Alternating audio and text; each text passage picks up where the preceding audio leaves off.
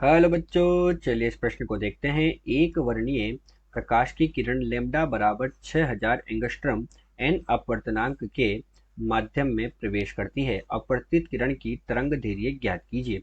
तो बच्चों, जो प्रश्न दिया गया है इसमें हमसे क्या कहा गया कि एक वर्णीय प्रकाश की किरण है, वो एन अपवर्तनांक का कोई माध्यम है, उस माध्यम में वो क्या करती है, प्रवेश कर जाती है। तो उस स्थिति में जो किरण अपवर्तित होगी, उस अपवर्तित किरण की हमें यहाँ पर क्या करनी है बच्चों, तरंग दैर्घ्य ज्ञात करनी है। तो चलिए बच्चों, सर्वप्रथम हम देखते हैं मुख्य अवधारणा। तो अब यहाँ पर क्या हो रहा है बच्चों, प्रकाश किरण जो है एन अपवर्तनांक के माध्यम में प्रवेश कर रही है, अर्थात एक माध्यम से दूसरे माध्यम में जा रही है। तो हम क्या जानते हैं, हम देखते हैं बच्चों मुख्य अवधारणा में कि जब प्रकाश किरण एक माध्यम से दूसरे माध्यम में प्रवेश करती है, किरण एक माध्यम से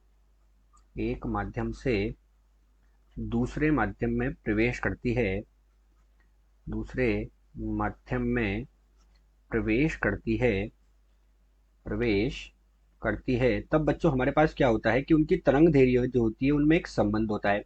करती है तब, तो उस स्थिति में बच्चों हमारे पास क्या होता है, जो आपतित किरण की तरंग दैर्घ्य होती है, अर्थात हमारे पास बच्चों लेमडा जो तरंग दैर्घ्य है ये आपतित किरण की है।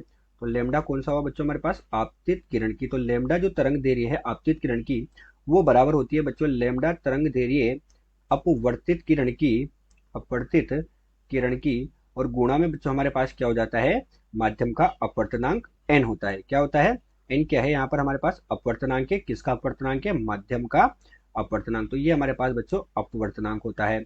तो इस प्रकार क्या होता है बच्चों, आपतित किरण की तरंग दैर्घ्य जो है वो अपवर्तित किरण की तरंग दैर्घ्य तथा माध्यम के अपवर्तनांक के गुणा से प्राप्त हो जाती है।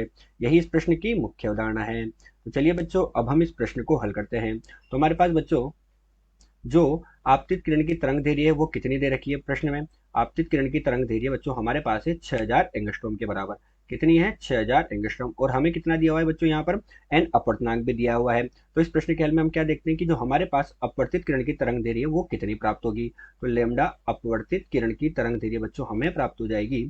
आपतित किरण की तरंग दैर्घ्य कितनी है बच्चों, 6000। तो ये 6000 बटे किसके, अपवर्तनांक इनके, बटे बटे में अपवर्तनांक एन आ जाएगा, अर्थात अपवर्तित किरण की तरंग दैर्घ्य प्राप्त हुई बच्चों 6000 बटे एन के, जहां एन हमारे पास क्या है, माध्यम का अपवर्तनांक है। यही इस प्रश्न का उत्तर है। आशा करते हैं दिया हुआ प्रश्न आपको समझ आया होगा। धन्यवाद।